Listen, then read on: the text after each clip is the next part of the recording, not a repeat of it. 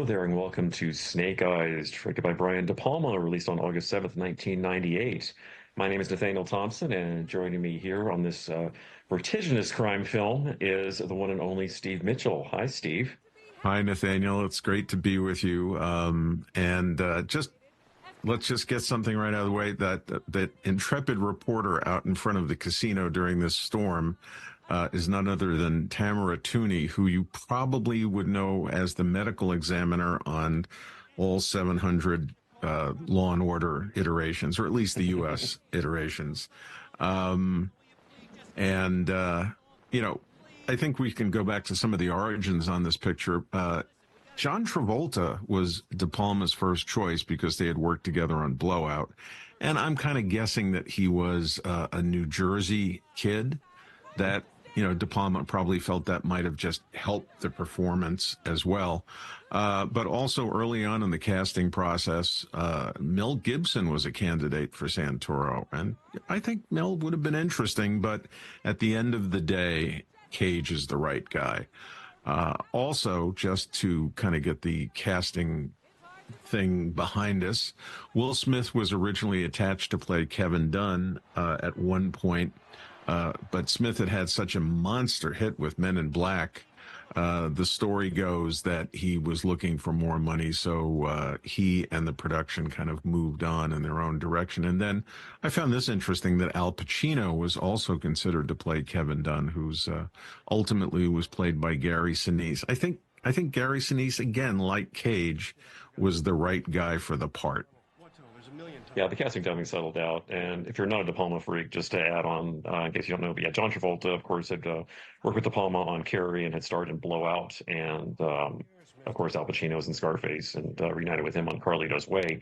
So, they're part of the De Palma family. But yeah, I definitely think that Cage fits it. I think his sort of flamboyance as an actor really suits it well. And this opening sequence is one of many nods to past De Palma ideas, starting off with the TV screen and moving out and playing to your perception. This is something that goes all the way back. Really to the very beginning of his career, but his very first thriller, Sisters, has a great sort of fake out where you think you're watching the movie at the beginning and suddenly, the logo comes in, you're watching actually a game show. But this kind of does the same thing. We're sort of playing with the interplay of media versus reality, or if there is even that much of a difference at this point anymore. That's a concern going all the way through a lot of his films. Phantom of the Paradise, of course, does that as well many times, playing around with sort of the security monitors and what's being televised and the live event at the end. But you can trace that all the way, through the rest of his work. Of course, it kind of hits a crazy level of meta in things like his previous Paramount film, Mission Impossible. This is actually his third Paramount film. Further back, he had also done The Untouchables, written by David Mamet. But this was kind of at the height of Brian De Palma's sort of studio phase. He was a very big studio guy for a while there. He had a lot of hits, as well as a few misses. But playing around with this long Steadicam shot here, which you'll notice there are a few clever little sort of swishes with the camera to sort of hide a few cuts that are in here, but it's just presented as one long cut. Obviously, people would compare this to something like Touch of Evil at the beginning, but this is something De Palma played around with a lot with these sort of long takes, going back to things like the museum sequence in Dress to Kill, obviously. In Bonfire of the Vanities, for example, he has a very impressive sort of long tracking shot at the beginning with Bruce Willis. But this one is him sort of taking it to a different level. But a lot of critics take him to task, saying that this is showing off. But I don't think so. I think this is very much of a piece with what he does as a filmmaker, that he is very interested in seeing. Like I said, in Sisters, that show is called Peeping Toms, and that voyeurism, that desire to sort of control your eye and where it's moving and what you're seeing and what you're not seeing, is kind of the primary concern of this film. It's even on the poster tagline: you believe everything but your eyes, what you see. Believe everything that you see is sort of like him saying, your trust, it's his entire cinematic work. What you hear, with the dialogue and everything, and the camera movement itself is something that you can't just trust in and of itself. That he's just saying, I'm going to trick you from the outset, which is what this is all about. Yeah, and also this kind of filmmaking also sets the table in terms of energy.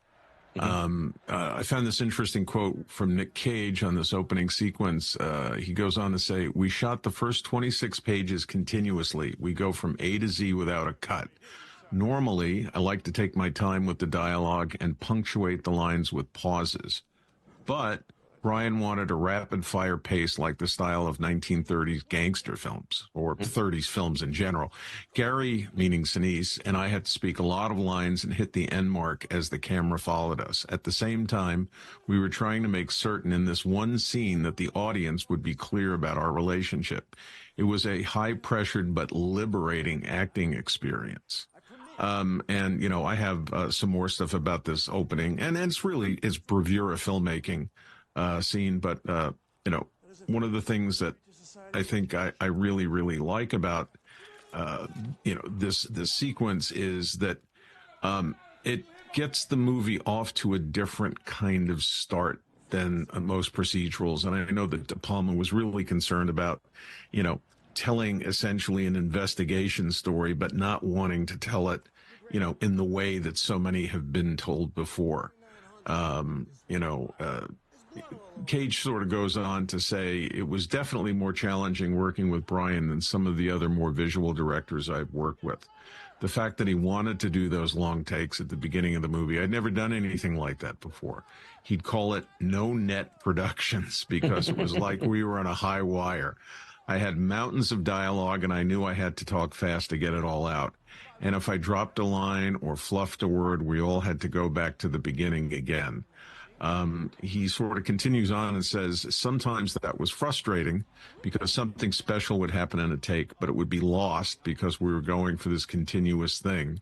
And then the Steadicam people were working their butts off trying to make sure that everything looked right. It is the most intense symbiosis I ever had with a camera, and in that all the moves with the camera were choreographed together. It was a thrilling rush, but at the same time quite scary because you felt the pressure. We'd rehearse it all day, and then we had 1 hour to get it in the end, sometimes. So we'd go for it knowing the chips were up and that we had to do it. So yeah, this is literally a high wire act in so many ways. And when you look at scenes like this, those are all real human beings in that arena. Mm-hmm. This is, you know, today I'm sure that this would probably be done with CG, primarily because they want to save money on hot lunches, and it's easier to wrangle CD screens and the like than perhaps, you know, 14,000 human beings. And it was about 14,000 extras, and they were Canadian extras because the arena was built in Montreal. This set was built in an arena in Montreal. Yeah. And yeah, if you talk to any actors who've had to deal with these sort of long takes, it can be pretty nerve-wracking and exhausting. I mean, this obviously De Palma gets compared to Hitchcock a lot, that's a whole other topic. But one thing that Hitchcock was fond of, as we know, is the very long take, which is something that he used rather famously in Rope, which was presented as being one long continuous take, even though it is not. That they, of course, always had to change the film reels out in the cameras, so they would hide it by going, you know, putting something black in front of it. And there is actually one hard cut right in the middle of the film that very few people actually notice during a dialogue scene. But you know, Rope was confined just to one setting, so it doesn't have this kind of super energetic camera work that this does. Hitchcock played with a little bit more in Under Capricorn. He has one extremely long, ambitious camera shot in that drove the actors nuts because they're actually sliding pieces of the sets in and out around the actors, and they felt like they were going to get whacked by, you know, by some of the walls as they were moving around. So it's kind of terrifying. But luckily, you know, technology improved. So by the time you get to this film, you know, it's a bit of a smoother process, and obviously the Steadicam made a big difference. The Steadicam camcorders had, you know, first debuted in the film Bound for Glory, and, you know, famously used in things like The Shining, for example. But by this point, it was kind of an accepted part of cinematic language that De Palma, of course, was, you know, very fond of embracing it, and it also fit in his, like I said, his sort of voyeuristic approach. He even used it very as sort of a spoof way when he mimics sort of the slasher POV shot at the beginning and Blowout, which is another fake out opening where you think you're watching a horror film, and then, you know, suddenly it cuts and you realize you're watching the film that John Travolta's mixing, you know. So it's, again, it's very much of a piece with his approach as a filmmaker. But I love this whole opening sequence. It's really dynamite. And honestly, I don't know why it doesn't get praised more. It seems like people have sort of forgotten it, but I think this is really like one of the finest things De Palma's ever done. Yeah, and again, there's a unique energy when you're doing it. Sort of, it's kind of this odd sort of combination of theater and cinema, and it has this unique feeling to it that doesn't feel like the way movies are normally made. I mean, other shots that come to mind like this is the opening of Robert Altman's The Player, Yeah. where I think the first 10 minutes or so was one very long choreographed shot. And my understanding was that shot took about a day and a half to get. They spent about a day rehearsing it over 2 days, and then they said, all right, let's go do it. It's a great hook for the audience. And it also says that the movie is different. I think one of the potential problems in terms of a letdown is the rest of the movie is not made this way. And it couldn't really be made this way, but in a sense, you're getting maybe the best aspect of this picture in the very beginning, and the rest of the movie, I think, somewhat pales by comparison. I personally think that this is a great piece of work by De Palma overall, just in terms of his directing and his storytelling, and that's what this is. This is just a really great piece of storytelling. And I found a quote from De Palma. I was wrestling with the idea of how to make it visually different from the different flashbacks. It occurred to me to do it like one shot, make it all on Nick, his world, his life, and make it move as fast as you physically can. Make him talk a mile a minute. Just get the energy pumped up to the max and make it look like a freight train going by so fast. The audience can't take everything in. It's a Steadicam shot that goes on for about 12 minutes. One continuous shot can really be the length of a 35 millimeter magazine, which is about 400. It's a 400-foot load, of film. He goes on to say, I find movies so redundant in the way they are photographed. The ideas are redundant. The visual ideas are redundant. One of the big problems with detective movies, it's just basically going from place to place to get information. Well, that may work great in a novel, but it's kind of boring in a movie. And, a lot of times when you talk about sort of detective or investigation stories, they talk about, well, it's a lot of shoe leather. And even though De Palma's got a lot of things in motion, it's not shoe leather. It's not like, well, let's let's talk to the next witness or the next witness or the next. I mean, he's no matter how sort of flamboyant the visuals are in this film, he's always feeding you information as well. I mean, look at how many clues you already had dropped in your face during this particular shot here. I mean, all the character introductions we've had, all the plot elements that come into play, and they'll revisit over the film. I'm actually not, I don't know if I necessarily agree that this is that nothing else in the film compares to it. 'Cause actually, I think maybe my favorite shot in the movie comes later. We'll get to that later on, the overhead shot over the multiple rooms, which I think is just an incredible piece of filmmaking, and actually one that has gotten sort of called out later on by some people because I think it is just an incredible shot. But it's probably a neck and neck tie. But and compared this again, the energy of this whole sequence is kind of unique, and that we've had other examples of entire feature films that were presented as one take.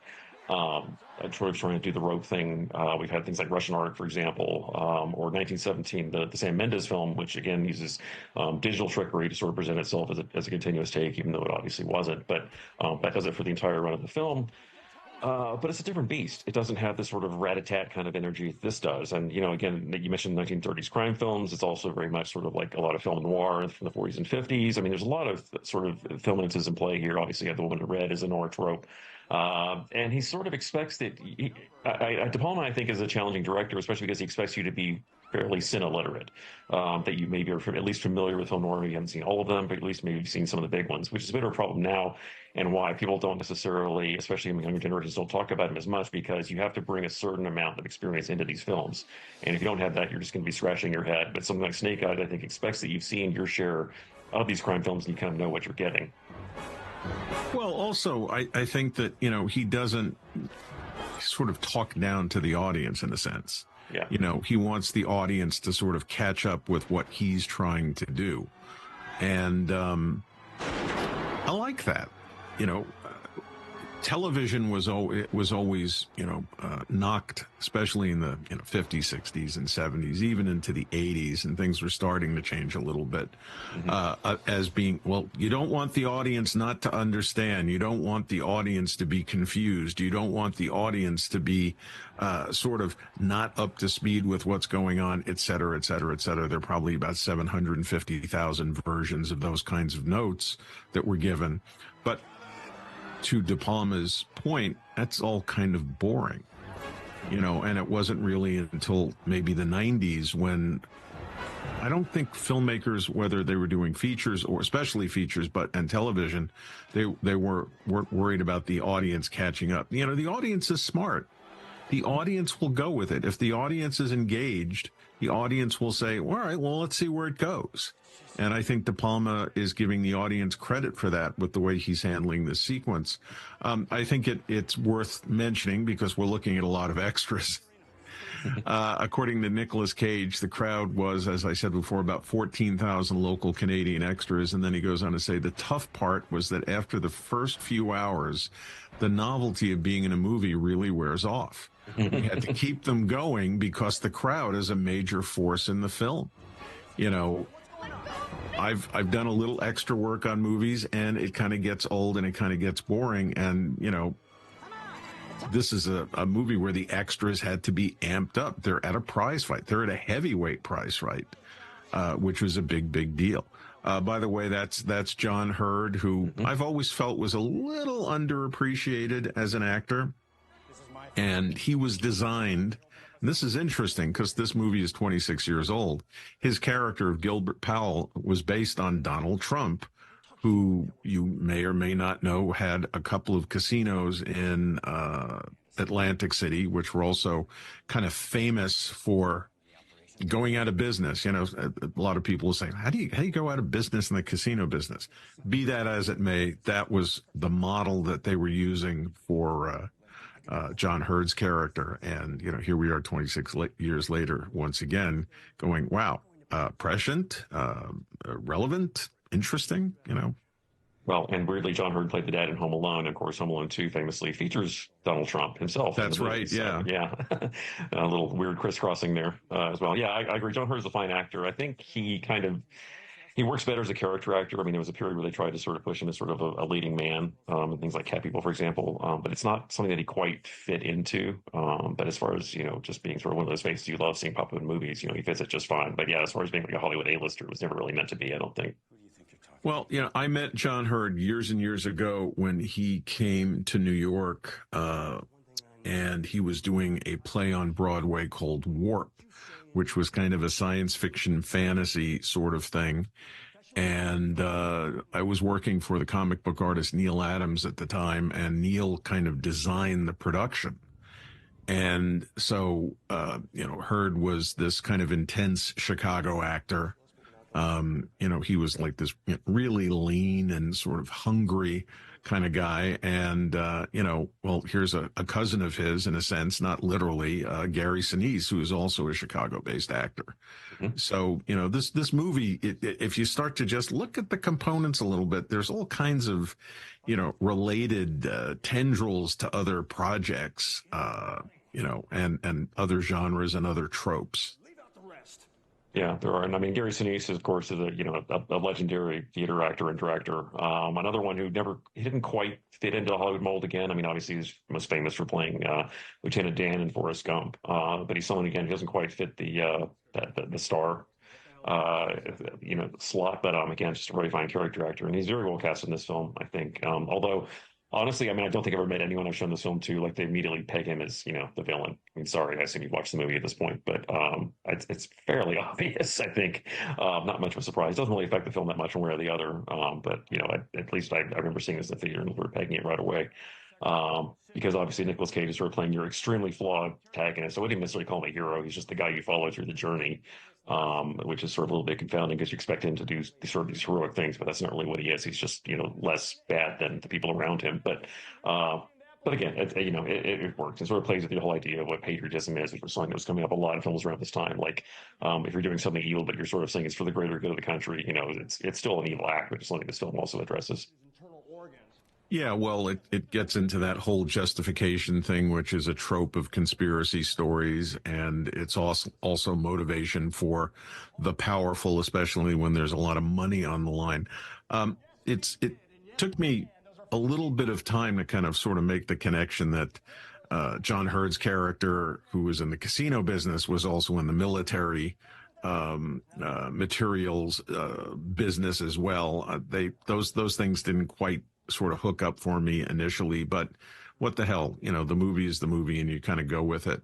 But sort of to your point about Nick Cage being this, you know, corrupt anti-hero / protagonist, you know, this movie in a way is a little bit of a statement on Brian De Palma's part. about Atlantic City. And I found an interesting quote where he says, "I consider that world like hell because it is cut off from light and life," meaning the casinos, of course. All it is phony lights and sounds going, like everybody is winning all the time. Meanwhile, your soul is being ripped as your pocket is being emptied. And, you know, it's he's got a little bit of a thing against certainly Atlantic City. And the one time I went to Atlantic City decades ago, it was very interesting because it seemed like a very sort of depressed seaside town, and then you get to the casinos and the boardwalk, and all of a sudden it looks, well, kind of like Las Vegas, which is the point. So he is sort of making a statement about Las Vegas as an environment and as a universe, and that I think extends to, you know, Cage's character. Yeah, it does. I mean, I think it's actually impossible to make a film in Atlantic City that is upbeat. I mean, obviously, of course, very famously, Wade Mao made the film Atlantic City, which is a fantastic film, but it's quite morose. But there's something about the setting of it that it's just not a cheerful place. It's like it's meant to make you feel sort of energized and vibrant, but it really does sort of sap you a bit. And I would say the same thing about Vegas as well. I mean, I've been to Vegas far more personally, and I just really kind of avoid I just go for like a concert or whatever. It's like just hang out in the casinos just doesn't really do it for me. It's just a bit soul sucking. I would agree with that. But then again, that description he gave, it kind of describes the movie business. A lot of people have described making, Hollywood is that way too. So, I think after being in the studio business for a long time, De Palma might actually not disagree that there is a bit of a similarity there as well. If you hang out in it too long, it can actually sort of tear something out of you. Well, the word that just comes to my mind is desperation. Mm.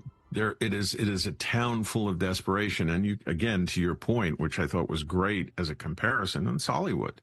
We're all coming here to make our fortunes, and to make our fortunes maybe instantly or quickly or with one simple felled swoop. This is something that, De Palma understands. Yeah. And again, this movie is more, I think as a thriller, this movie is not quite as effective as sort of the undercurrent of the movie. The nature of these characters, what they're willing to do, again, how money is such a big deal to every part of this movie. This whole movie is about greed in a sense. And I'm sorry, I'm distracted a little bit by Carly Gugino. But yeah, the greed is really the propellant for this picture, even with Santoro. He's about the money. There's that great line in Midnight Run where Charles Grodin says, "You're just about the fucking money." Well, that kind of sums this whole movie up. Yeah.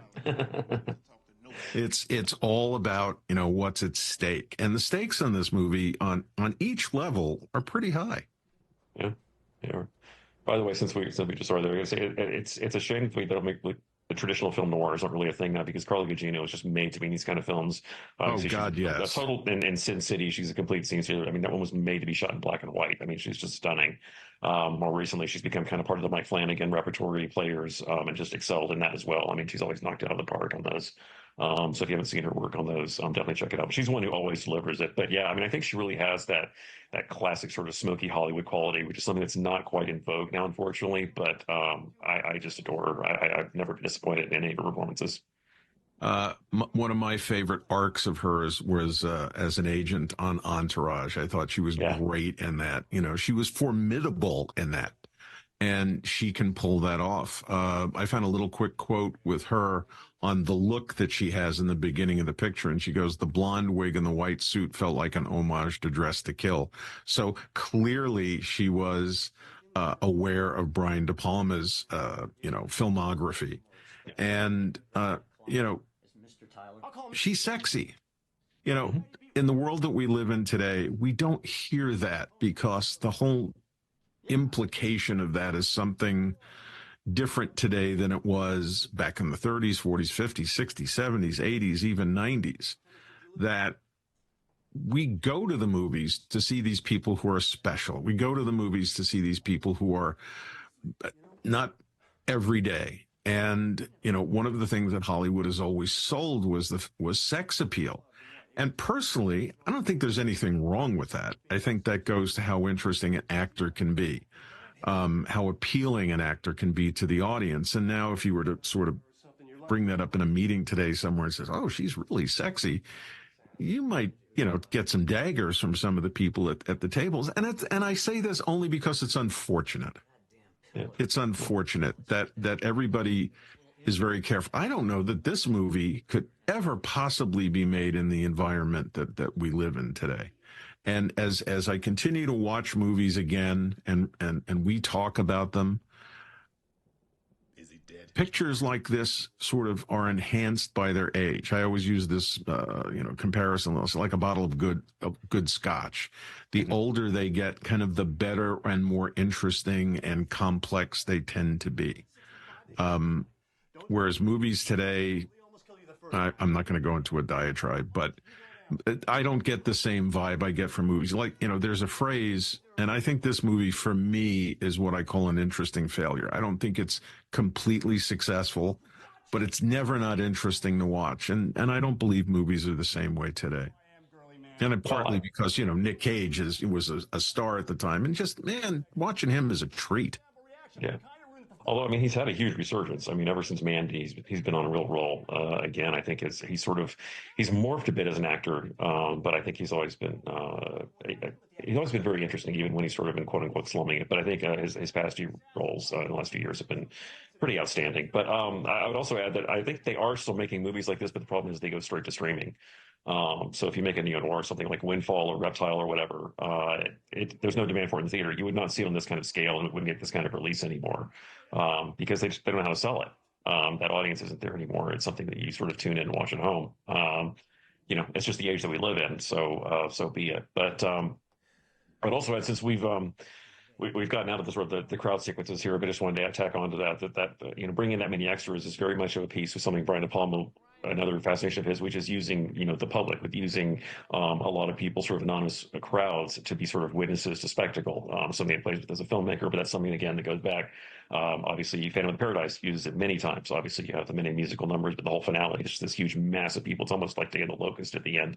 But in Carrie, of course, you have the prom sequence, which is just, mass pandemonium, used as sort of cinematic spectacle. Obviously, the ending of Blowout with the fireworks. Again, Bonfire of the Vanities uses it several times. But it's, again, I love seeing how sort of plays with that. This might be the most spectacular example of that. He tried to repeat it later on in his film Domino, which has some fascinating ideas, but it's really hampered by the budgetary constraints. You compare that to this film, which is just very impressive. But in Domino, it was, he had to shoot it in Europe, but on a much lower budget. So he tries to do a big stadium finale, with a killer drone as opposed to a blimp. But unfortunately, they couldn't really fill the stands, and so this big sort of disaster, finale doesn't really come off because there's hardly anybody there. So, times has changed, and that's, it is what it is. Yeah, and part of what you're talking about is the thing that they talk about in screenwriting classes a lot is the trial, and the trial is a public proceeding where your characters are kind of at battle, and then a judgment is passed, and there are movies with literal trials, like of course the Verdict immediately comes to mind, but think of romantic comedies where two people have to sort of say that they love each other in front of this audience, and they're afraid of, being, spurned or rejected and embarrassment. The trial is really in the structural world of any story, essentially another way to say the climax. And one of the things that De Palma seems to always embrace is like, well, how do I put my fingerprints on that? How do I make it interesting to me? And, that's what makes his movies interesting. I think it's also sometimes something that gets in his way a little bit, how he's always not trying to tell a story in a traditional way. I think it works for him more often than not. I love this sequence for, the playing to the camera. By the way, that actor is a guy named Chip Zien. I think that's how his name is pronounced. He's one of those, New York character guys who you see all the time. And the great Louis Guzman in the background having a great time. And we'll see a little bit more about him. It's interesting how Louis Guzman, was kind of a very secondary, character guy who might do a scene here, might do a scene there. And then he just sort of became, one of those character guys who just got more and bigger parts. And he's great because, again, he's so authentic. He's so East Coast. And by the way, that actor with Chip Zien in the background is an actor named Michael Rispoli, who, again, if you're an insane Made in New York or Made in the East Coast movie and TV fan like myself, he just is a guy who always works. And literally, if you grew up in New York City, there's a guy who looks just like him living on your block or in your building or something like that. He is so representative of a certain kind of type. And I recently found out that he was originally one of the finalists. He didn't get the part ultimately, but he was a sort of a finalist to play Tony Soprano on The Sopranos. Wow. Yeah, it's and I've seen, there's a great documentary out about making that, and you sort of see him doing a Tony Soprano scene. You go, he's really pretty good. But you don't feel the acting going on. That the authenticity of these guys is so great. Yeah, oh, absolutely. I just add on with Guzman, of course. Before this, he had actually appeared in Carlito's Way, another Brian De Palma film, one starring Al Pacino, in which he was one of the very few genuinely Puerto Rican actors in the movie. Pretty much everybody else was. I mean, the closest, John Leguizamo, of course, is from Colombia, so at least in the right ballpark. But yeah, very few actual Puerto Ricans in the movie about the Puerto Rican crime scene. But he's great. He's a total scene stealer. But yeah, he was one of those guys like you just kept noticing in movies. I mean, Boogie Nights, of course, he actually swipes every second that he's on screen, or Magnolia, for example. But yeah, I mean, now of course he's on Wednesday, and he's he's a very familiar face now. It seems like he's always been with us, though. He's just one of those guys you always love seeing turn up on camera. But yeah, I love seeing pop in this. I mean, same with like Stan Shaw. I mean, like all these actors. It's just, I mean, this is sort of like just a huge gallery of just great character actors, like circa the late '90s here. Yeah, and one of my favorite Guzman parts is in Sidney Lumet's Q&A, which was a really meaty part. And he runs with it. I mean, Lumet, I can't off the top of my head think of all the times he used Guzman, but I thought it was really great that Guzman probably could have cast a bigger name. Lumet could have cast a bigger name in the part that Guzman played. And he didn't. He went with the New York guy, the street guy, the guy who brings all that reality to the part. One of the things that this movie does so well is that most of these actors have to sort of bring an awful lot of backstory with them, to the picture, because, this is a movie where if you're getting into a lot of exposition, sometimes that gets in the way of the storytelling. So, Stan Shaw looks like a heavyweight boxer. Mm-hmm. Stan Shaw is a guy who I think I first noticed on the Boys in Company C, and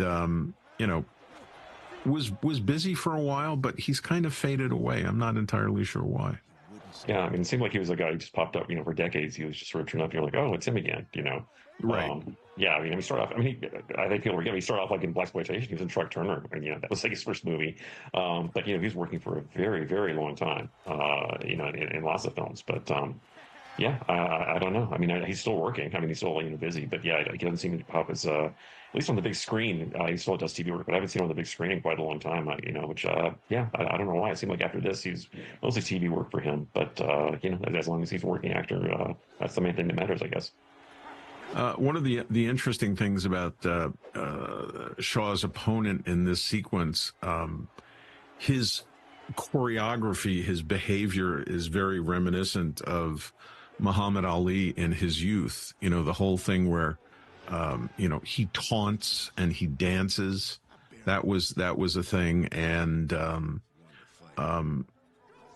it's there for you to understand if you know that. They don't make a big deal out of it. They don't sort of try to, create a persona for Shaw's opponent in that way. But it's like you say, oh, it's a little bit of a Muhammad Ali in there, which is kind of nice. It just gives it a little real context. Again, all of these scenes, every cut, they've got thousands of extras back there, and the extras had to be motivated to be in the moment at a heavyweight prize fight. Right. I can only imagine how tired all the assistant directors were at the end of the day. They certainly deserved a beer or a cocktail, because this looks easy because it's so well done, but it's not. And that's also, yeah, and this is also where you see the metaphor of filmmaking, like here, because every character now is getting their own mini movie when they're telling their story about what happened. Now you're in a boxing movie from his point of view. But he actually got his cue as an actor. He got his cue. Here comes the pain. That's your cue. You're on. The cameras are rolling. But you all hear stories about actors who are like doing fight scenes and they actually miss and actually punch somebody or smack somebody during a slapping scene or whatever, do it for real. And that's what this is playing on. It's like when you're a director or an actor, it's like stuff happens on a set and you have to sort of work around and improvise, which is what he does. So he's basically describing what he had to do as an actor in his little mini movie here. Right. And David Koepp and Brian De Palma were really, really interested in doing this sort of multiple viewpoints approach to telling a story. And I guess they felt that this was a great vehicle. Again, De Palma working against the tropes of an investigation, trying to tell an investigation story differently. And this was something that Koepp really wanted to work on. And this was the third time that David Koepp worked with Brian De Palma. They worked on Carlito's Way and Mission Impossible. And De Palma, I think at this point in his career, was not really doing as much writing as he did in the early days, but he is, a collaborator with Koepp, I think, certainly on the story, if not the final screenplay. By the way, just a little factoid here from De Palma talking about Rick Santoro. He goes on to say, Rick thinks Atlantic City is fabulous. Everything is working for him, so he couldn't be happier. And then he goes on to say, if you're a demon in hell, it's no problem. Why shouldn't he be happy? So again, it's a criticism. It's an attack on Atlantic City. Clearly he has some, contempt, kind of in the DNA of this movie. Koepp goes on to say about Rick Santoro, we made our hero a corrupt local cop who inadvertently is put in a position where he has to choose to do the right thing. He seemed to embody the city, an opportunist, a guy who sees every angle and everything. In presenting the corruption and crime, we've also made it a point to show the upside, the allure. That made Rick Santoro easy to write because he's a gleefully, unapologetically corrupt cop and he's having fun. Which, from a writing standpoint, you just go, okay, I've got the ball and I'm going to go run with it. And,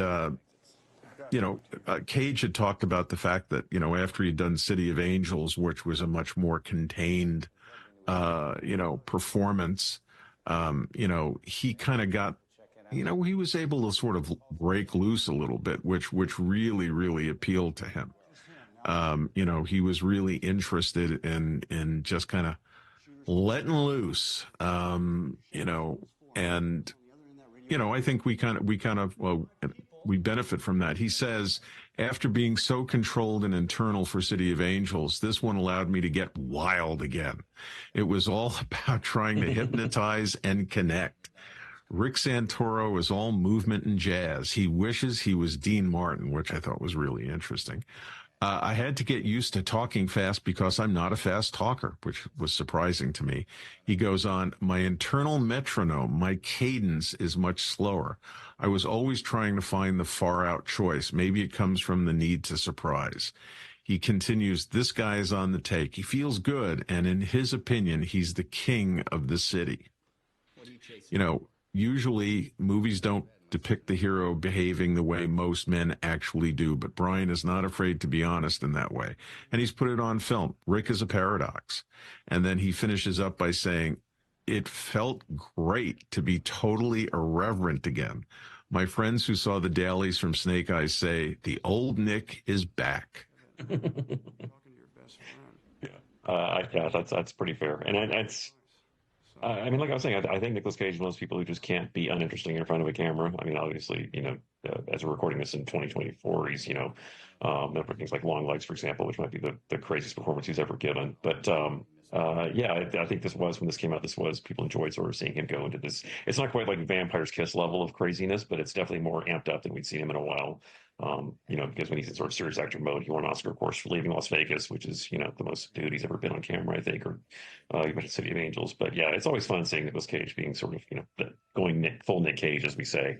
By the way, like the scene that we just saw there, Gary Sinise, is just fascinating because, as we know, he's basically, Nick Cage is sort of parsing out the whole mystery, to the guy who's responsible for it. But that it's set in this kind of, we're away from the crowd, and suddenly it's very, it's very sparse. It's set in this sort of tacky Ken Adam type of room, which is kind of interesting visual device. It's very cold. It's sort of like the real sort of steely, chilly underbelly of Atlantic City that they've stepped into. It's like, away from sort of the population sort of supposedly there to have a good time, and this is what it's really like.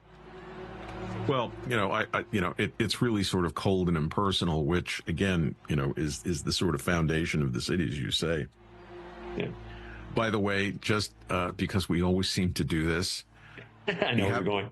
We have a redhead wearing red, and red is the color of danger and sex and all kinds of good movie stuff. And De Palma sort of like understands that, and he just goes all the way. He gives her this incredibly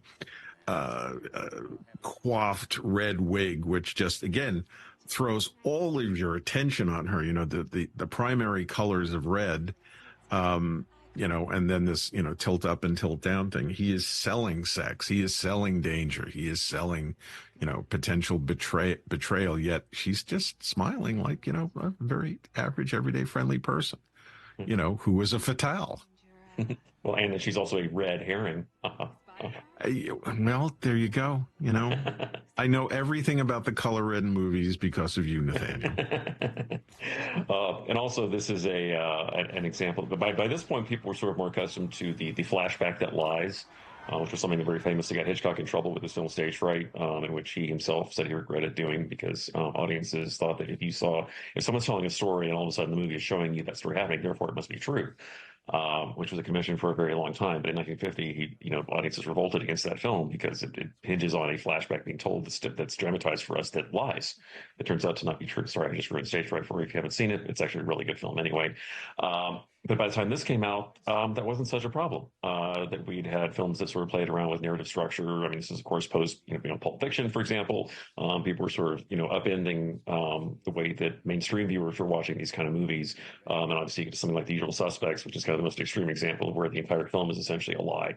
Not such a big deal in this film, but yeah, it is interesting that is one of the Hitchcock elements that De Palma puts in here. This is a stage right device here with Gary Sinise telling his story. But by this point, we know that we're getting so many conflicting points of view that it's sort of like his take on Rashomon, that we know that something in here can't be trusted, so we just go along with it. Just a quick callback to the, as you said, that sleazy Ken Adams set.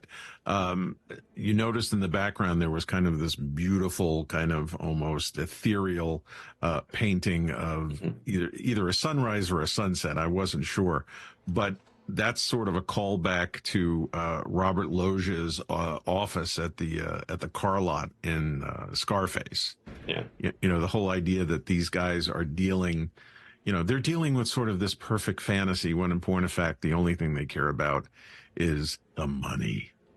Well, it's also similar to that Paradise, sort of wall mural in Carlito's Way that bookends the film at the beginning and the end. Oh, sure. Yeah. Like the last thing that, sorry, I'm going to spoil it, but the last thing that Al Pacino sees as he's dying, well, it's not really a spoiler because he's seeing it shot at the beginning, but that is something that De Palma, comes back to. But yeah, it is sort of like this sort of like warm, sunny, idealized thing that you'll never actually be able to get your hands on. Right. I found an interesting quote from De Palma. We were talking about the whole Rashomon multiple story, multiple points of view. And he goes on to say, because we thought of it from the ground up, we came up with a strong visual idea for the story. When you have multiple points of view, how do you do that? Which is an interesting question. Also, the big problem of going back and forth over crime is that you're at the same place all the time. Does it feel repetitive? Are our stories going to stop the story from going forward? The whole trick of it was to get the characters back to where they started and make it look different and let them find out information they hadn't had before. That was a big physical challenge. Also, could I make a movie where we are basically indoors the whole time, working in these very limited spaces. It forces you to come up with all kinds of ingenious solutions and pushes you into a visual area that would have never even occurred to you before. And it's an interesting point that he brings up, that he was worried that his movie was going to be limited by the fact that it was technically one location. But this location is so busy, and it has so big and busy, that it never feels the same in any shots. I know that sometimes the visual real estate and the actual real estate of a movie is very, very key to the success of the picture. But I never really felt claustrophobia in this film. I never really felt like, all right, we're stuck in one room or two rooms, a sort of like Rope before, that whole movie takes place essentially in one place. But there's so many facets and aspects to the casino and to the arena that it almost feels like a small city. And so you're never really bored.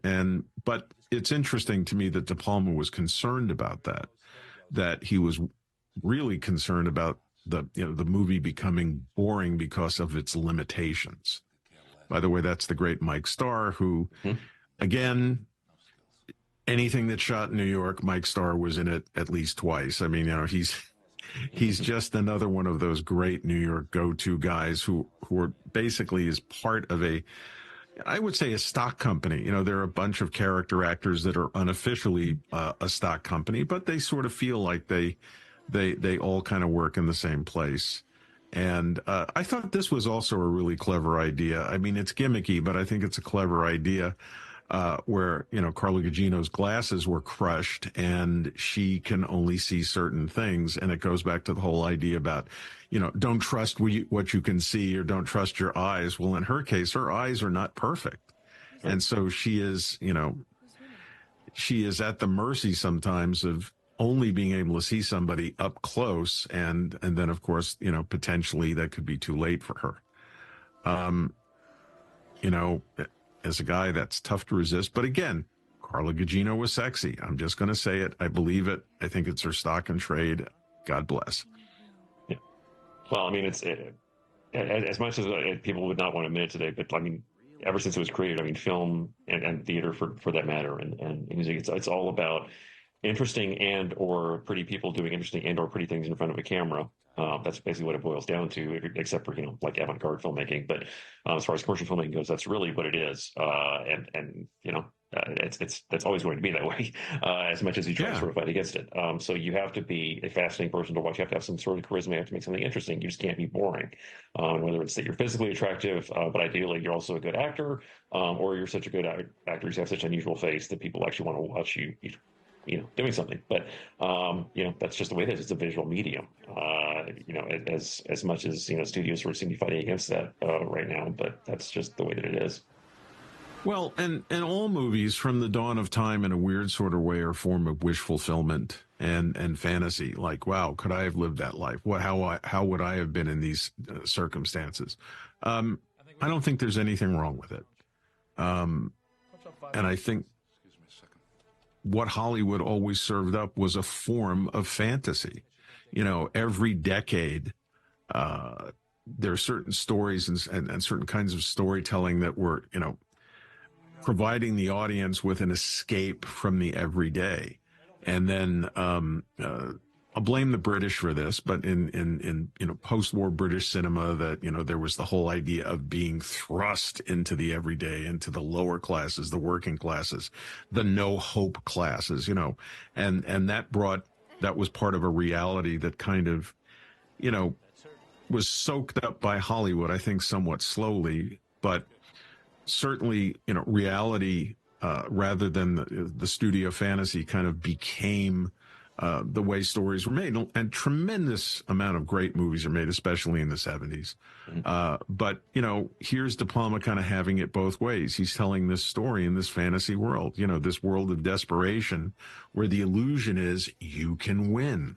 You can get out of Atlantic City maybe with more money and more wealth and more hope than, when you arrived. And again, it's scenes like this, especially in the casino, where, look at all the depth in that frame. I mean, De Palma's, he's got a real casino to work with, and he's taking full advantage of it, and it brings a certain cinematic and location freshness, to things which are great. So, in any case, I think you worried a little too much about being boring or visually redundant. Yeah, I also like the fact that this poor schlub winds up winning. He's more worried about Carly Gugino, and he actually wins. He's one of the few schmoes that actually wins at this casino. Well, yeah, and I think by spending all this time inside the casino and all the different facets of it, I mean, you feel like you're sort of stuck on a movie set. I mean, in a way, it's like being stuck inside an MGM musical in a few scenes, just sort of the gaudy colorfulness of it. But it's not even, again, a casino is a facade, but then so is a movie set. So, I think you're sort of conscious more that the fact that you don't see any real natural light in this film, until the very end when they finally step outside of it into the sunlight. But so it's not really claustrophobic, but it does have sort of an artificiality on purpose, which is fine because it's a movie and that's what it is. But you really do feel like you're sort of on that set. But compare this to something like sort of Mission Impossible before this, which was, one of his biggest hits. But I mean, that's obviously a very much more of a sort of globe hopping sort of outdoor, type of, espionage adventure. Whereas this is not. This is much more sort of classically Hollywood. Ow, what? I'm sorry, I just wanted to... I envy this actor. Man, you really like Carly, don't you? I've always had, kind of a Jones. Well, one, she's extraordinarily beautiful and sexy, but she's also interesting. I think that's one of the reasons also why she's had such a long career. We were talking before about what Hollywood would sell an audience with movie stars. The real trick is to be interesting. And this movie is populated with really interesting actors. Oh, absolutely. I think that's one of the real strong suits of this story is that you are really interested in who they are, what they're up to. It's not just about the movement and the plot. There's more to it than that. And I think that's why, sometimes De Palma is unfairly criticized as a sort of, technical stylist or bravura, technical director and stuff like that. All of his movies are populated by interesting characters. Yeah, well, I mean, he's someone who likes watching people, and it's sort of like, it's always in his film. It's sort of strange, like seeing just this weird amalgamation of people who get thrown together in one place. Which obviously this is the ideal setting for that because if you're talking about Atlantic City and about a boxing match, so obviously it's going to be all these different sort of personalities just jammed together. When you sort of throw this whole sort of governmental aspect on top of it, yeah, it's like people who really shouldn't be together in one story, but they are, and what happens and why it turns into this pressure cooker. That's why it works. But that's something that happens in sort of Dress to Kill, and it's in Blowout. I mean, so all these very different sort of classes and different personality types sort of get thrust together. So yeah, calling him a technical filmmaker isn't really fair because I think he is a really good actor's director. He wants to be. And you were saying like he was concerned about sort of the audience being claustrophobic with this. There were, I don't think he misjudged in this one, but there were occasions where he would sort of push the experimentation of his narrative too far to where people couldn't take it. Obviously, we didn't realize it at the time it came out. That Raising Cain being an example where it was so extreme that it was told out of chronological sequence, but that people actually had a hard time with it and so wound up being recut.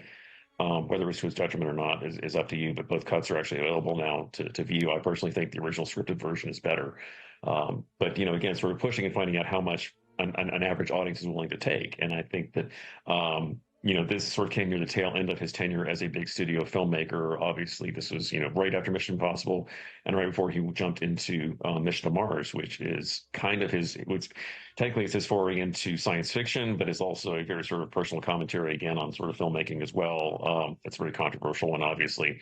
But that was kind of it. Then you had Black Dahlia later on was sort of his return to studio filmmaking a bit, but again, it was not considered a success. By the way, this is again one of my favorite shots. I was referring to this earlier, but I think this panning, this like sort of gliding over the multiple hotel rooms, this is just gorgeous, really beautifully done.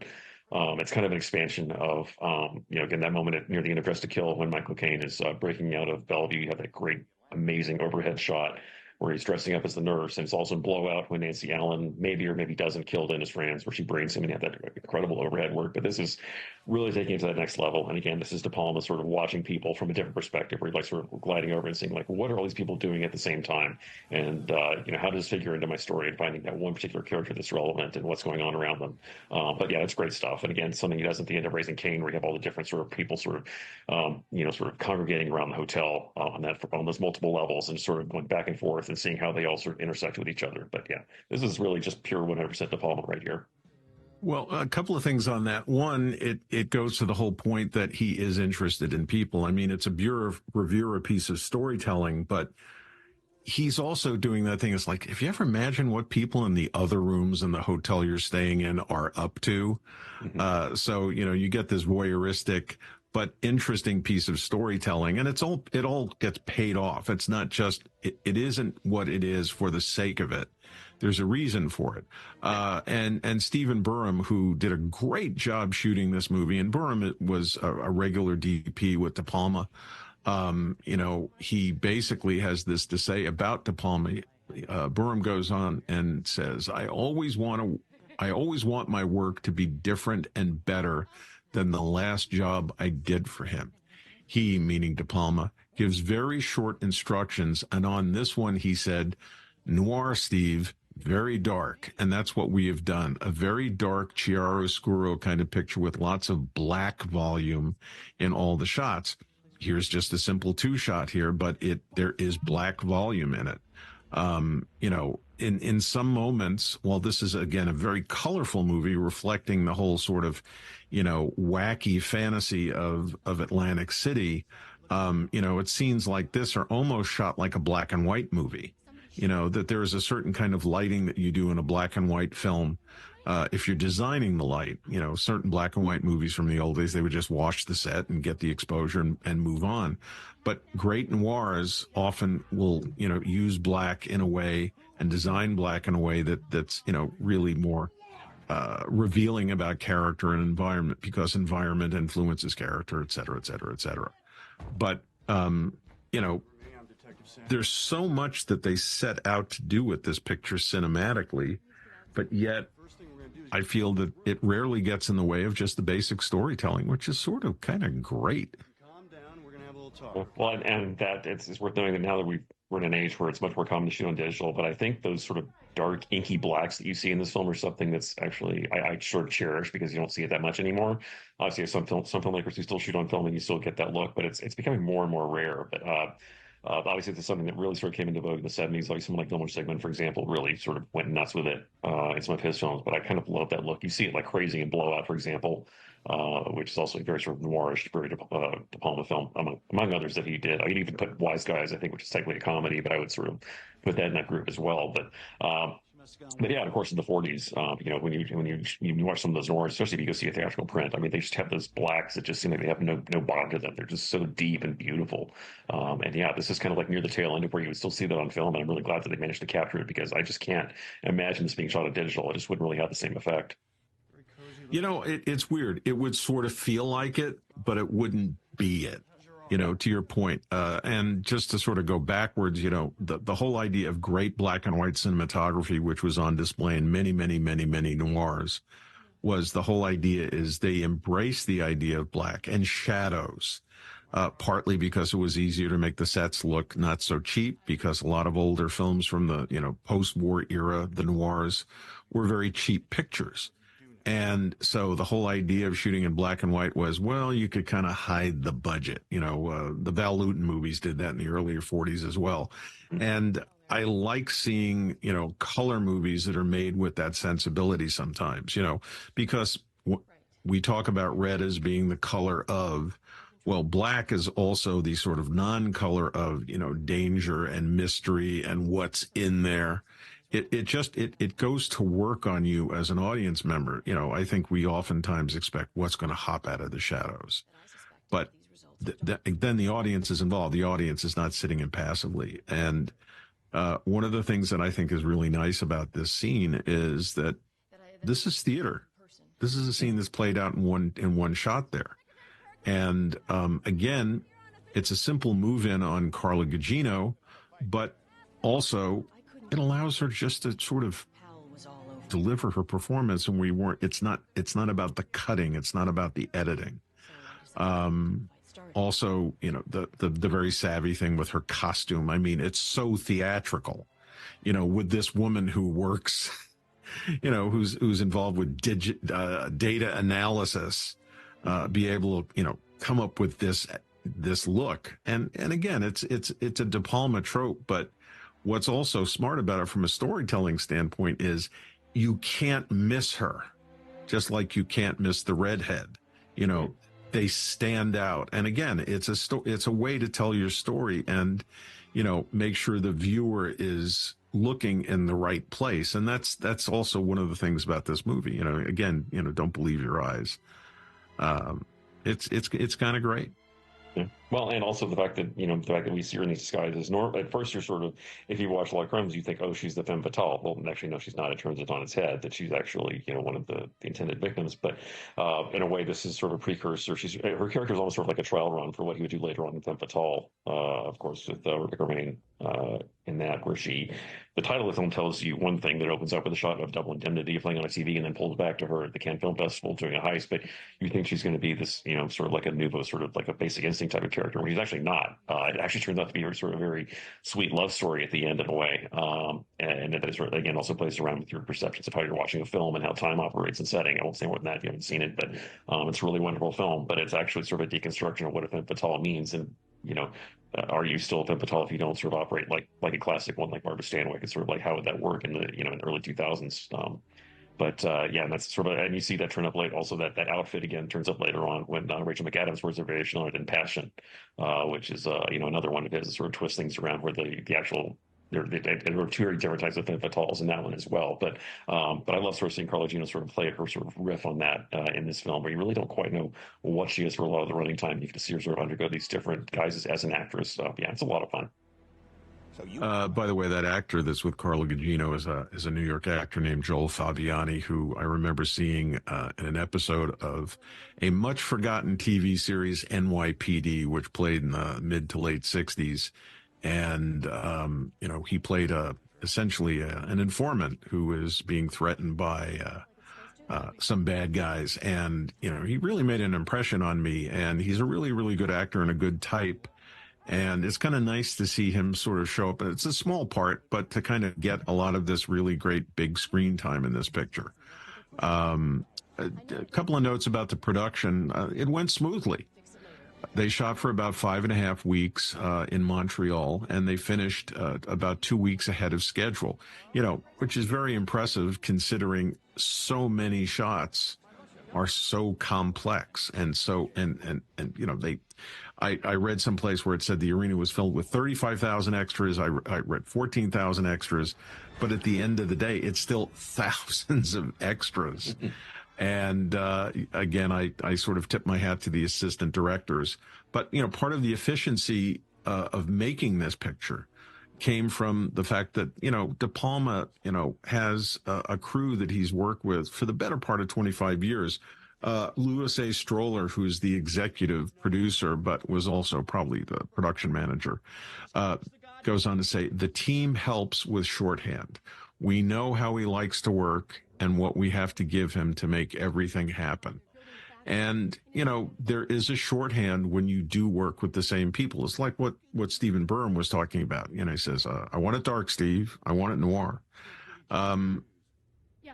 Not having to explain yourself on a set saves time and saves money. And again, this, even though they had to go shoot in Atlantic City after they shot in Montreal at this arena, they were still 2 weeks ahead of schedule.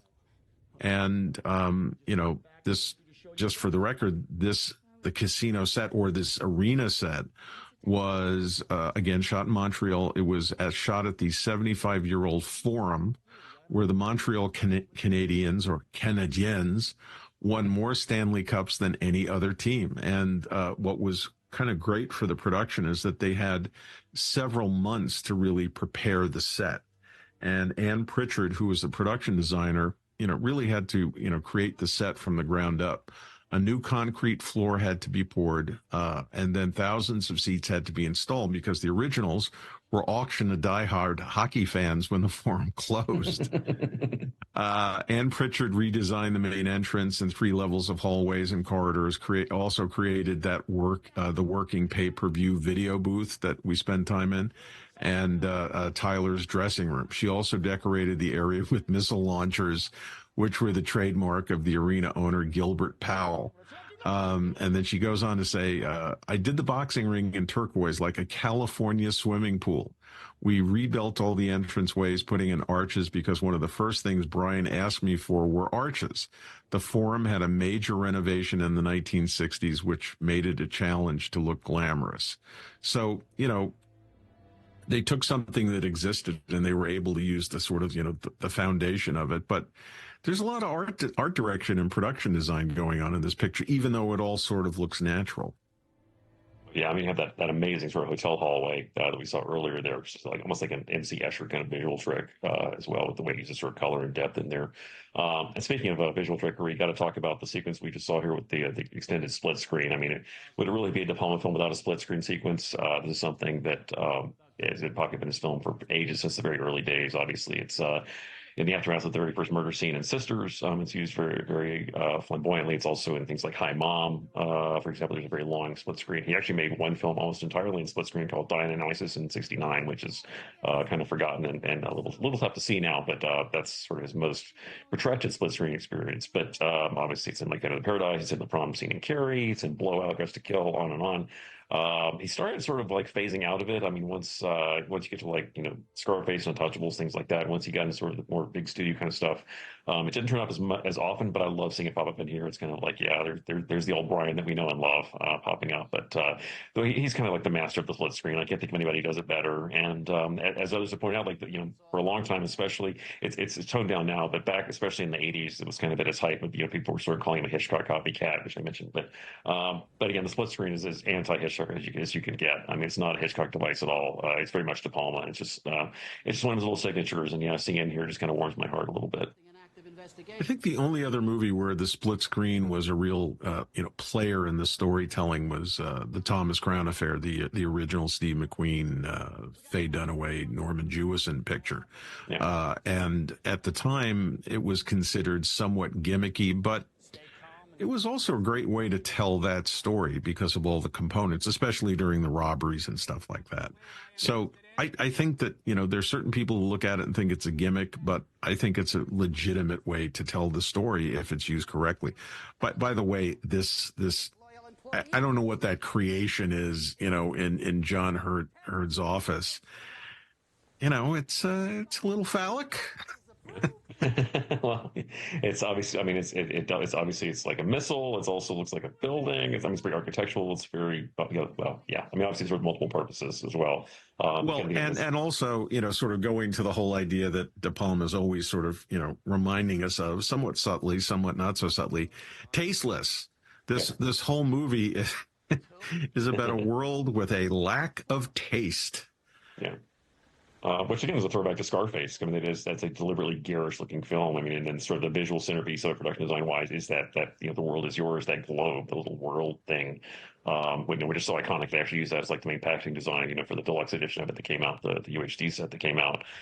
So he kind of has this fondness for sort of finding merging the beautiful and the tacky together, in the same shot in a way that works. And obviously, Body Double is a huge example of that as well, where it's about the very sort of the tacky side of Hollywood, about porn filmmaking in LA, where everything is these sort of just overripe sort of oranges and reds and golds just sort of like flooding into your eyeballs, which I think some people have a problem with that film because of that, because it is so deliberately sort of quote unquote tasteless. But that's the story that he's telling.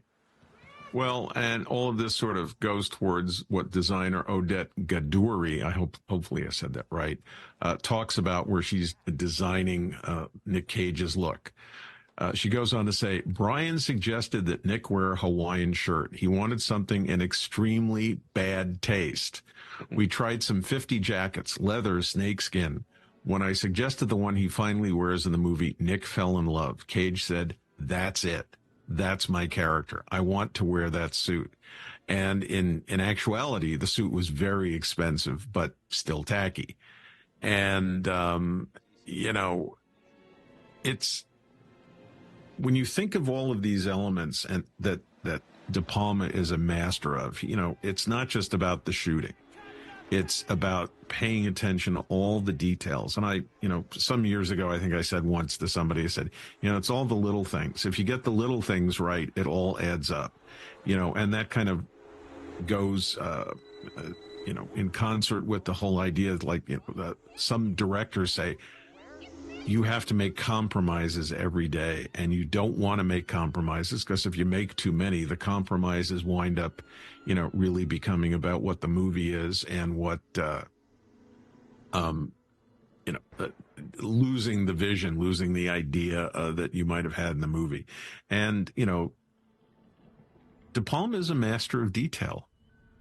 It's not just the shooting, as we say, it's a master of the detail. He really understands, the little stuff as well as the big stuff. And again, this set here, the pay-per-view booth, look at how it's sort of void of color. And I think for the final third of the movie, I sort of noticed, and I don't know if you did, Nathaniel, that the movie kind of starts to get a little less colorful. Oh, yeah. A little less outrageous in terms of its brightness. This is almost like a black and white frame, except with the flesh tones and, of course, his expensive but tacky jacket. And again, it's subtle. De Palma does not bang you over the head with it, and it's nice to discover. And I think I discovered on the reviewing of this picture. Well, yeah, and especially by the time they get outside, it's really visually dark. Obviously with the whole storm hitting and all that, which they've been leading up to, although we'll get into the ending of that later on. One other thing that De Palma's a maestro of that doesn't get talked about enough, I think, is that he's also very attuned to the use of music in his films. We've got to give a shout out to the composer of the film, Ryuichi Sakamoto, who is in the tradition of sort of temporary composers who stepped in after his more regular ones. Obviously, De Palma, when he broke through with Sisters, and then with Carrie, then with Obsession, he used Bernard Herrmann. Of course, he passed away, and so then he switched over to Pino Donaggio with Carrie and used him on a lot of his most famous thrillers after that point. But then he started sort of jumping around a bit.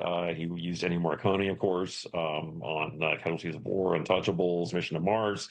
And he used Sakamoto for this one and brought him back again for Femme Fatale, which is in 2002. But Ryuichi Sakamoto is kind of as a musician, he's sort of hard to pin down because he's a pop name. He was an actor. He was sort of avant-garde. He did all kinds of things, but he's very sort of chameleonic as a musician. But he was sort of at his height as a film composer. He, of course, became famous because he did the score, the award-winning score, and also acted in Merry Christmas, Mr. Lawrence, opposite David Bowie in '83. And then, of course, he won an Oscar along with David Byrne and Kong Su for The Last Emperor for Bernardo Bertolucci. But what I think is really interesting is the fact that Brian De Palma and Pedro Almodovar kind of went the same path when they sort of kind of temporarily broke with their sort of standard composers. De Palma went with Morricone, and then he went with Sakamoto, and Almodovar did the same thing when he had a split with Bernardo Bonetti, his regular composer. He went with Morricone on Time Me Up, Time Me Down, and then he used Sakamoto on High Heels. So it's kind of funny seeing how the two of them kind of went the same path temporarily, composer-wise. But I think this is a fine score. It's a little Bernard Herrmann in spots. It's it's a very sort of nerve-jangling score. It's very percussive, not really as show-offy as some of, say, Pino Donaggio's score, who I adore all of Donaggio's work for De Palma, but it's kind of in a different vein.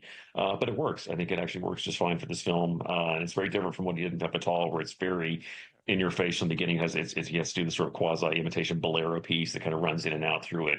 But it's a much more aggressive score than the one here. But I think it's a fine piece of work all the same. I agree. I was also thinking of Alan Silvestri a little bit in some of the, the more, actions, let's say action scenes or the following scenes where they're, chasing each other around or following each other around. I think it's, a good moment to talk a little bit more about Gary Sinise. He said, I came into this movie pretty late, so I basically just put on a uniform and stood up straight. I think it's a little bit more than that, but that was basically what he said. And then Gary Sinise talks about Nicolas Cage, and he says, Nick has a unique approach to acting. He's constantly looking for something to shift the scene from one that's ordinary to something with more flair, more edge, to spin the scene and not the usual direction. We had a good time bouncing off each other. Nick is not afraid of it. Nick is not afraid in his work. He's unafraid to try something outrageous. That's what has given him his staying power, that fearlessness he has. I think people forget that when you have two really, really good actors who know their stuff, watching them face off, well, these literally in this, they're two gunfighters in a Western, facing off saying, well, I'm faster than you are and you don't know what you're talking about and all that sort of stuff. But these are simple shots. It's beautifully composed. I like the fact that there's very little color in the shot. With Cage, he's got the neon behind him, which sort of goes to who his nature is. But these are simple singles, but they're very powerful because these guys are that good. You don't abandon. Also, an interesting scene. This whole speech that he gives here is interesting because in real life, Gary Sinise is very much pro armed forces. He's not pro military aggression, but he's very much about pro servicemen. He does a lot of charity work and a lot of advocacy work for people who serve in the military. So it is kind of interesting watching this, where that kind of gets spun on its head, where it's done for destructive purposes. That he's actually, trying to honor people who serve, and it actually turns into sort of a force for evil. But yeah, it's kind of like a 180 from where he is in real life. Yeah, and both of these characters, I mean, they're supposed to be they're serving the public, serving the nation. And Rick Santoro doesn't give a shit about anybody except Rick Santoro, and the whole journey of this movie is for him to sort of find that and to actually become the public servant. Like, look at the way he flashes the badge around. It's like, hey, I'm a cop. I have power. Let me into this room. And then you've got Gary Sinise, who is as, buttoned down, perfect in his uniform as possible. And you think, well, this guy is a lifer and he's serving his country. He's not. They're both liars. They're not who they say they are. They're not their job descriptions. And, look at the way he's throwing the money at Nick Cage. He's going $1 million. All you have to do is take the cash. And Nick Cage is thinking real hard about it, which is interesting, because most sort of simple heroes would say, I'm not going to do that. That's not who I am. No, but Nick Cage is having a cigarette and he's thinking about it. $1 million, boy, what could I do with this? And the other thing that's interesting is that Gary Sinise is his friend. And Gary Sinise is using his knowledge of who Nick Cage is, as a tool of persuasion, and again, it betrays their friendship. That's why this movie is not really the lightweight thriller that some critics have talked about. And I have a few, reviews that we can get to a little bit later on. But, De Palma talks about cynicism. And, he said, in my last 3 films, Carlito's Way, Mission Impossible, and Snake Eyes, I was very cynical, and I was beginning to feel it was enough.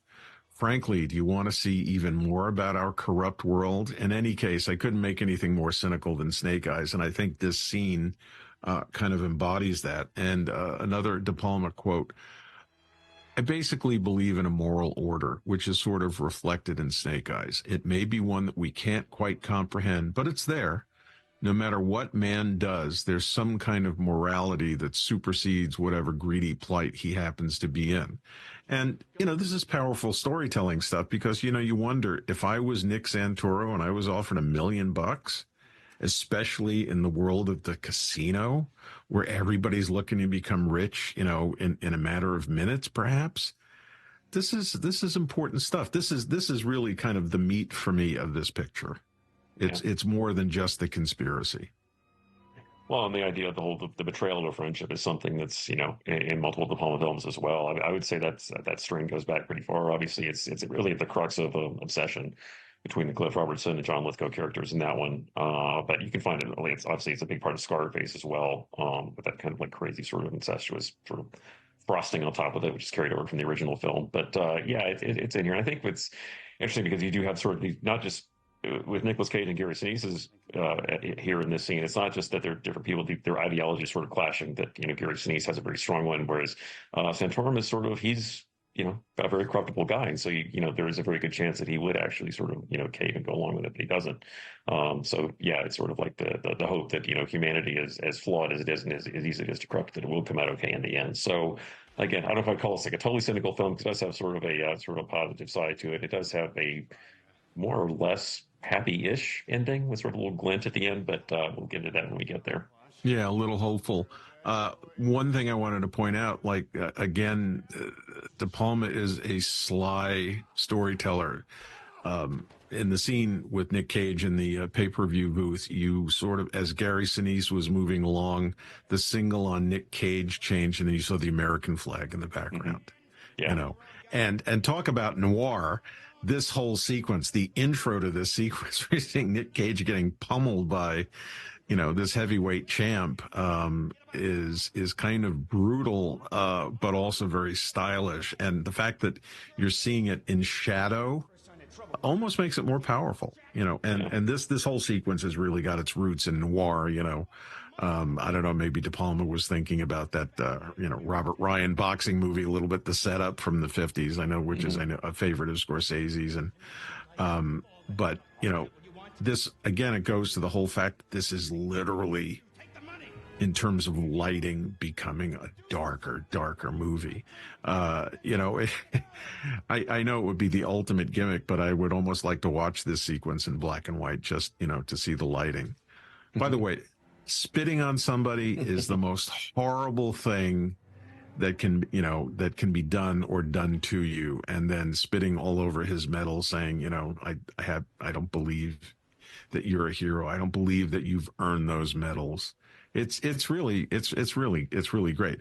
I think one of my few issues though is, and I felt this when I first saw the movie on opening day back in the day, I didn't like the fact that Nick Cage was really, not the hero. I was sort of hoping for a more heroic, or a more traditional display of heroism. But, sometimes you just have to go with what is served up. Yeah. Well, and it's also kind of like a harbinger of things to come. I mean, obviously, when we watch sort of action films now, it's you don't really, normal heroism has sort of gone out of vogue now. So in a way, it kind of fits the thing. Not to go off on a tangent, but I've sort of felt that way about a couple of James Bond films recently, where he's actually sort of he's not only completely not heroic, but he's completely ineffectual in a couple of his films, which is sure. But that's a whole other thing. But yeah, I like how, in a way, he's sort of like the inverse of what happens in The Untouchables, because the way that Kevin Costner's Elliot Ness is set up in there is, again, as you mentioned, sort of the trial, but that whole film is basically a trial for him, but he's set up as being this sort of uncorruptible, upstanding person. But at the end of the movie, I mean, he actually commits like a cold-blooded murder. He actually just slings the guy right off the roof. Obviously the audience feels like he deserved it. It's a very cathartic moment, but it's still murder. Which is sort of an interesting kind of reverse of what you get in here, where he actually sort of purifies himself in a way, and that when it comes down to his sort of trial by fire moment, that he actually comes out clean on the other side, which is sort of interesting. So it sort of takes what David Mamet had written in that script and just kind of flips it around. Yeah, again, the sort of black and white look of the design of this frame, but with some red, little of that, little red in there. There's a lot of red in this movie. Yeah. But again, the production design and the use of color is very subtle in this picture, and effective. By the way, that one insert shot, and I know De Palma doesn't like insert shots. He found a way to do it that was interesting, because it seems like Sinise was probably on some kind of, camera dolly or something like that, because it didn't feel like it was walking, felt like it was floating. But look at this scene. Again, this is a scene from a black and white movie. You only have like minor hints of color, and the way that, maybe Cage's life is draining from him. But look at that. Clearly the reverse here is Sinise walking, but before that insert was floating. And I'm sure I'm sure De Palma's going, heck, how do I do an insert, not make it look like a typical insert, which is, totally, that sort of subversive, I don't want to do what other people do kind of thing, which makes him Brian De Palma. Yeah, it almost reminds me, it kind of feels like sort of the Spike Lee camp that he does in some of his films. Like, right. I'm talking about like the end of The Black Klansman, for example, where he does that thing where it's like the character's sort of gliding instead of walking, where they're sort of moving towards the camera like that. It's a really cool effect. A couple of things. This movie was originally supposed to be a PG-13 picture, and it wound up getting an R. And De Palma said, this is outrageous. He said he was required to deliver a PG-13 worthy cut, with an eye towards, teenage audiences. This was a summer picture. But at the end of the day, after a lot of Sturm und Drang and ups and downs, the film ultimately went out without any cuts, and as an R-rated picture. And you look at the film today and you think about, well, it was about language perhaps, or the cold-bloodedness of some of the kills. Well, 26 years later, it seems rather tame when you think about it, compared to what we see, especially on streaming television, which is R-rated television basically. Mm-hmm. Well, actually, even when it came out, I remember being sort of surprised that it was R. I remember coming out because I didn't really notice it until it came out and looked at the poster. I was like, R, really? Because there's only one F-bomb. It's very incidental. You can barely hear it when Nicolas Cage drops one. But the violence, I mean, yeah, there's some blood, but it's nothing. I mean, I can think of tons of PG-13 films that were stronger than this. So yeah, it does seem a little harsh. I'm not really quite sure why that is, but yeah, this feels more like a PG-13 to me. De Palma and the ratings board have been fighting with each other forever. Oh, yeah. Yeah. So this was them sort of going, all right, what's he going to try and throw at us now? But, you know, as we're sort of winding down, I thought it might be an interesting thing to share a couple of reviews. Todd McCarthy of Daily Variety. Snake Eyes is snake bit. After a razzle-dazzle opening, this hyperactive thriller devolves into a mere excuse for a stylistic exercise by director Brian De Palma. I don't completely agree. The Hollywood Reporter said all the visual dazzle in the world can't gloss over the spoken drivel that pours from the picture's hackneyed script, even with actors as good as Nicolas Cage and Gary Sinise attempting to breathe some life into tired cliches. Roger Ebert said, it's the worst kind of bad film, the kind that gets you all worked up and then lets you down instead of being lousy from the first shot. The LA Times, Kenneth Turan, Brian De Palma is a superb technician in search of a great film. Regrettably, Snake Eyes is not it, not even close. And lastly, of all the detractors, David Denby of New York Magazine said, I can't think of a movie that starts so brilliantly and ends so miserably as this one. You know, Nathaniel, we have the benefit of 26 years and 2020 hindsight. I'm not entirely sure I really agree with those. And even though I was not a big fan of the movie initially, I don't know that I would have agreed with that stuff at the time. I don't. I think this one has a ton to offer. And, I think time has been very kind to it. Again, I think, well, we'll talk about it in a second. But yeah, the problems with the ending, I think, kind of show through in that, as with The Abyss, it's had a very sort of famously altered ending where sort of the climax wound up being sort of taken out of it, involving a lot of water. But by the way, the globe in the background there, it's almost like kind of like Scarface on steroids with the oh yeah, the absolutely. Yeah. So it's a nice little touch there. But yeah, it's worth pointing out this film it had a very huge opening weekend, reviews notwithstanding, but it did seem to open very big. Kind of petered out somewhat after that, but I mean, no film exists in a vacuum. So just really quickly, again, I said this came out late in the summer of 1998, but at the time it was right on the heels of Saving Private Ryan and Negotiator were out. It came out the same weekend as Halloween H2O, and then The Avengers came right after it. It's probably the biggest casualty of that summer. It's a whole different kind of. That's a whole other story, but it actually wound up beating Halloween H2O at the box office, probably because I don't know why they would release that in summer because it's Halloween, but whatever. But it was still a fairly successful film. It was enough for him to sort of get chosen to direct Mission to Mars. So again, it didn't hurt his credit at all. Again, when you're coming right after Saving Private Ryan, that was like anything's going to sort of get steamrolled eventually after that because that was one of the biggest movies out of the entire year, really. Yeah, I mean, Saving Private Ryan came out about a month earlier, but it was one of the movies that dominated the summer. It was around well into the fall. It didn't leave for a long time. Right.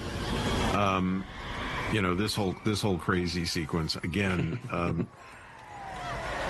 I personally wanted Nick Cage to take out Gary Sinise because Gary Sinise destroyed their friendship, betrayed his friendship, and Gary Sinise kind of has the easy way out in this. And as an audience member, I didn't find it that satisfying, but okay, I'll live with it. It's the movie that it is.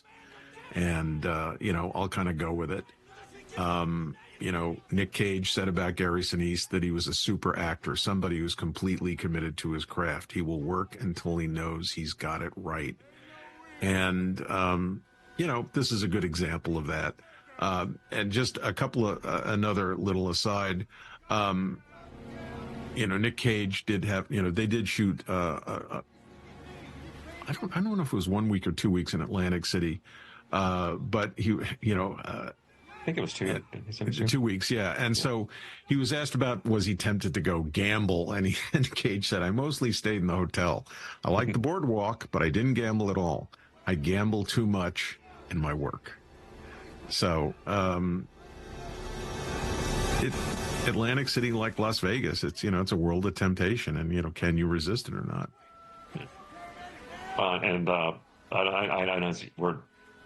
a lot of people couldn't, you were unsatisfied with the resolution here, but I do like the fact that it switches back to shooting in the sort of the TD format. You go back to the 1 through 3, the old broadcast format there. It's kind of a neat touch. We're back sort of the artifice of broadcast that happens sort of, quote unquote, live in front of a camera is, again, very De Palma. And the fact that we actually sort of stick with it here into the sort of epilogue that we have here is just, it's as good as it could be. But we should go into the fact that there was this this whole sort of a massive sort of hurricane sequence that was shot for this film involving flood water, which is I don't know yet whether that will be included on this release. I don't know bonus features wise what we're going to have, so whether it might be or not, but it is out there to watch. But if you have seen it, I mean, that one doesn't quite work either.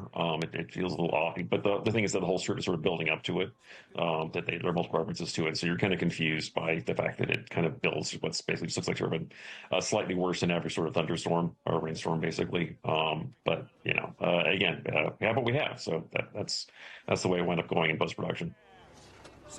Yeah, the other thing about the way De Palma stages all of this stuff, which was shot in Atlantic City, not Canada, is it almost looks idyllic. It's daylight, it's real light, it's not fantasy light. And in the beginning, that one shot of Santoro winning the award in the beginning, that was the fantasy shot of Atlantic City. Mm-hmm. Real Atlantic City doesn't quite look like that.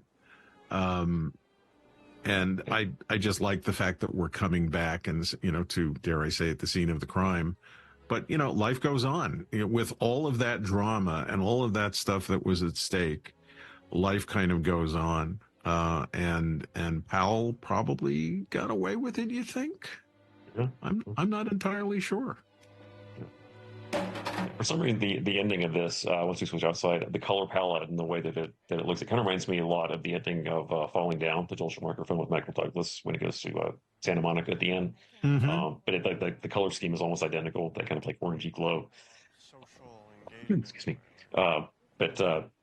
Something about sort of the film stock and the way the lighting looked in 90s movies, I don't know. It's something that you don't really see elsewhere. But I kind of like that look.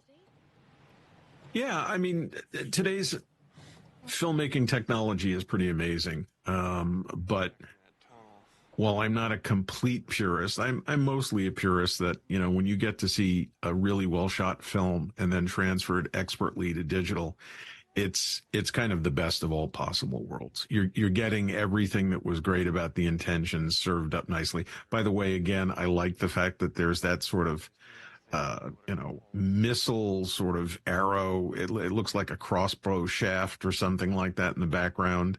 It also implies that, okay, this is one conspiracy that may have been stopped, but it may be not be a conspiracy that's done away with. I mean, it goes to that thing about De Palma being cynical. His cynicism is still on display, even though this is, quote, the sort of happy romantic ending. I'm not entirely sure that Carly Gugino is going to wait around for a year to 18 months for when Nick Cage gets out of the big house, but it's kind of nice.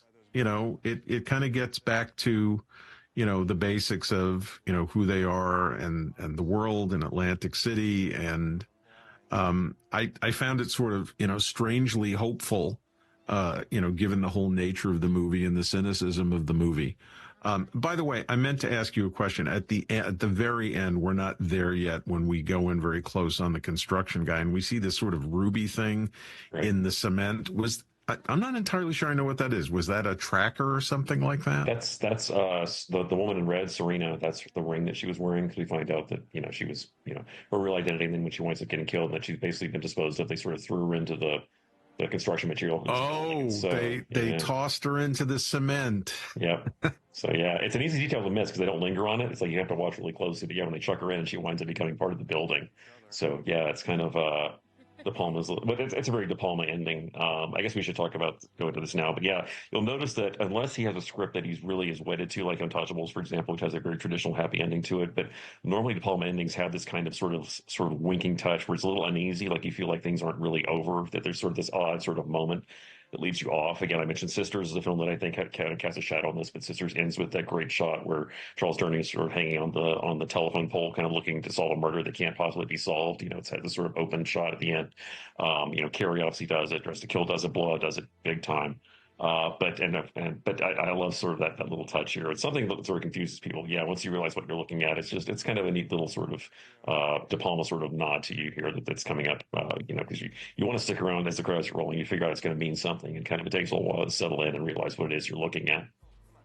Well, and again, it goes to the cynicism of the movie and De Palma's attitude and his attitude towards not Las Vegas, Atlantic City, that this city is built on the blood of how many people? This city is built over the bodies of how many people? Going back to the idea of Jimmy Hoffa, the labor leader who was murdered but never discovered. And they, some of the suppositions were that, he was part of the foundation of the football stadium where the New York Giants play in the Meadowlands. So I think there's all of that kind of at work here, because at the end of the day, like I said, we don't know if the conspiracy was completely stopped. We don't know if John Hurd's, greedathon was somehow interrupted or he had, or whether or not he had to pay any sort of, time or stuff like that. We really don't know. So I like the fact that this movie has, as you said before, sort of this kind of like sort of a happy ending. But no, if you're willing to stick around for the credits, you kind of really get a sense of how De Palma felt. Well, yeah, and it's something that happens in real life. It's like you never really feel like good ever completely wins, nor does evil completely win. It's always sort of uneasy sort of dance between the two. It's kind of like the ending of Blowout, where it's like you have this incredibly sad ending where, I don't know if you haven't seen it, but it's a very downbeat ending. But it's like it also involves this political conspiracy that sort of one loose cannon has sort of like pushed into overdrive. But what happens after that? It's like you don't. The politics is just going to go downhill from there. So it's a very sort of sad-eyed ending, and this is sort of a realistic way of saying, yeah, it's like capitalism's going to keep flourishing, and it's going to keep building and building, and there are going to be all these bodies stuck underneath it. It's just how it is. I mean, how many times do you hear about throughout America every time they wind up having problems with lakes that get drained and they find all these bodies have been dumped in there? It happens all the time. It's how the world works. Unfortunately, it's sad, but it's a fact. Well, and as you say all of what you just said, I sort of realize that De Palma is a far more political filmmaker than I think most people think about. Oh, yeah. Because, he's always sort of sticking it to the man, as they used to say back in the 70s. But, very, very clearly, he has issues. Yeah, well, if you look at his early films, they're very, Hi Mom, Greetings, all that stuff. Even when you get, it's pretty political stuff. Even something like Man in Paradise kind of has it's definitely sort of a statement about capitalism. So yeah, he definitely has thoughts, but sometimes you get distracted by all the flashiness and you may not always see it. Yeah, and I remember as I'm watching these end titles, I'm saying, why is he looming on these, these construction guys? What's going on here? But the movie has not ended even when the end titles are flashing in front of you, which, he's giving you a very full movie from start to finish. And of course, when you look at these visual effects credits, back in the day when you didn't see the tidal wave and going, where are the visual effects? Well, I didn't see anything that was like visual effects. So it's nice, even though they took out the wave, they didn't discount the contributions that all of those craftsmen made. Yeah, they still got it on their resume. So, and again, I also love how he does these sort of natural split screens in here through this whole sequence here. Again, it's obviously one take, the way he's sort of breaking the frame up into these different sort of partitions, and where we wind up here on the last little sort of touch here. Yeah, it's great. It was fun to revisit this. It was, yeah. Again, this is a really enjoyable film, and thank you, Steve. It's been great for walking through this one. I think there's a really lot to say on this one. It definitely pays to watch this on repeat viewings and come back to it in a few years. There's a lot to it, which is great. Thanks, Nathaniel. It's been fun. It has.